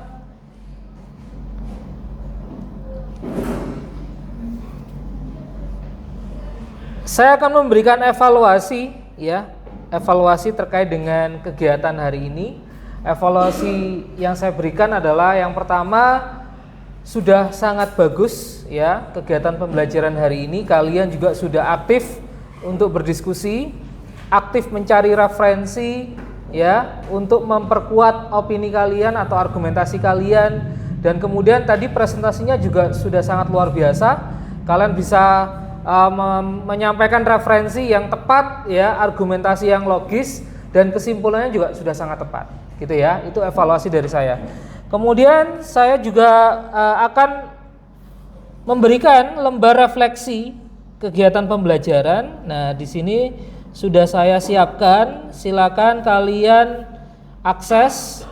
Judulnya adalah lembar refleksi peserta didik dalam kegiatan pembelajaran menulis teks argumentasi, begitu ya. Jadi saya tidak menyuruh maju untuk menyampaikan secara lisan, tetapi saya berikan lembar refleksinya, bentuk refleksinya adalah dengan menuliskan lembar refleksinya ini. Kalian mengisi lembar refleksi ini, yang pertama nama, ya, nama lengkap kalian. Ini individu ya, bukan kelompok. Jadi individu, nama lengkap kalian. Kemudian pernyataan pertama, metode think pair share yang saya gunakan selama pembelajaran 2 pertemuan ini, menurut kalian memudahkan kalian untuk menulis argumentasi atau tidak? Nah, jadi penilaiannya untuk poin 1 itu belum baik, ya. Kemudian poin 5 sangat baik. Atau kalau mau melihat rinciannya, skor 1 belum baik, skor 2 kurang baik, skor 3 cukup baik, skor 4 baik, dan skor 5 sangat baik. Jadi itu ya maksudnya ya, 1 sampai 5 ya. Jadi silakan kalian beri skor.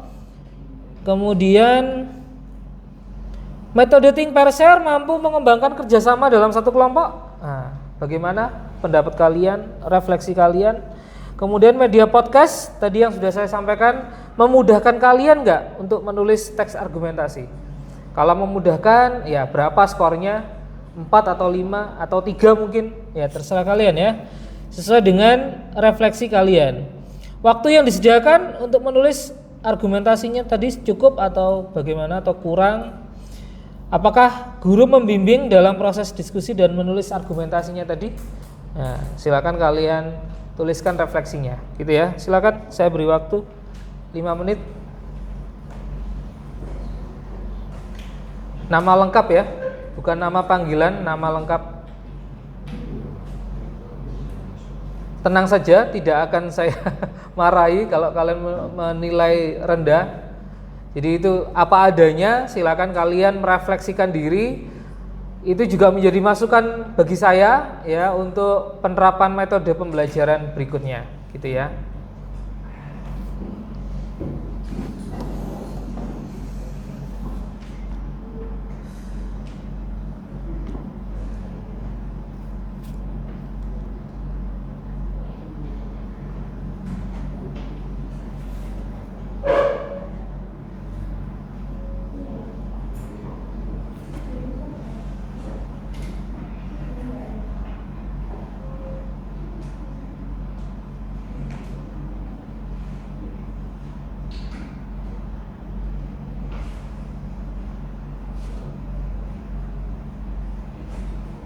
Ya, silakan fokus untuk mengisi lembar refleksinya.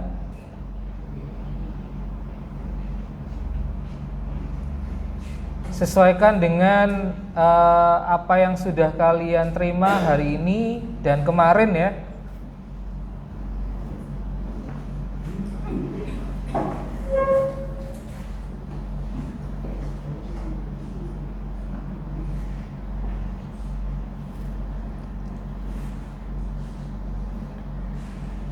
Sudah semua? Belum?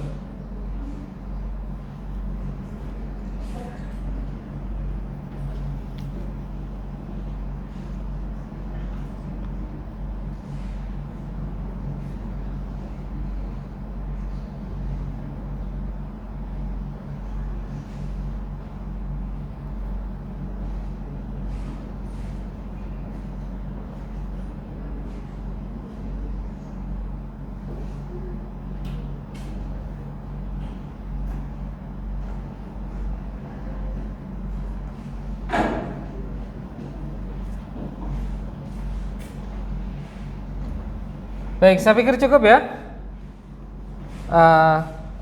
Berikutnya saya akan menyampaikan rencana tindak lanjut. Ya, rencana tindak lanjut yang akan saya sampaikan maksudnya adalah apa yang akan kalian lakukan setelah pertemuan hari ini. Artinya di pertemuan berikutnya kalian akan melakukan apa atau melaksanakan kegiatan yang seperti apa. Jadi pada pertemuan berikutnya kalian akan menyusun pembuka dan penutup podcastnya. Ya, tadi kan ada pembukanya. Seperti apa pembukanya, kemudian nanti penutupnya seperti apa. Karena podcast itu bukan seperti pidato ya. Kalau pidato pembukanya itu sudah pasti, pakem lah ya, sudah ada aturannya. Tapi kalau untuk podcast itu butuh kreativitas, sehingga kalian perlu menyusun pembuka podcast kalian nanti seperti apa ya. penutupnya nanti seperti apa, gitu ya. Dan juga tentu kalian akan memproduksi podcast. Jadi setelah menyusun pembuka dan penutupnya, silakan kalian nanti membuat podcast ya untuk keterampilan berbicaranya. Jadi keterampilan menulisnya sudah, menulis argumentasi. Nanti berikutnya adalah keterampilan berbicaranya, yaitu menyampaikan argumentasi dalam bentuk podcast. Begitu ya. Oke, baik. Ada yang mau ditanyakan? Ya. Itu pembuatan podcast minimal durasinya. Nah, durasinya nanti akan saya sampaikan di pertemuan berikutnya saja ya. Jadi hari ini saya menyampaikan rencana saja. Jadi pertemuan berikutnya mau apa? Nah, itu saya sampaikan hari ini supaya kalian tahu ya bagaimana nanti untuk persiapan menghadapi pertemuan berikutnya, gitu ya. Nah, untuk durasi nanti kita bicarakan. Baik, saya pikir itu untuk pertemuan hari ini. Semoga bermanfaat. Terima kasih atas perhatian kalian. Mohon maaf atas segala kekurangan. Nun wal qalami wa ma yasturun. Assalamualaikum warahmatullahi wabarakatuh. Waalaikumsalam warahmatullahi wabarakatuh. Tepuk tangan dong, sip.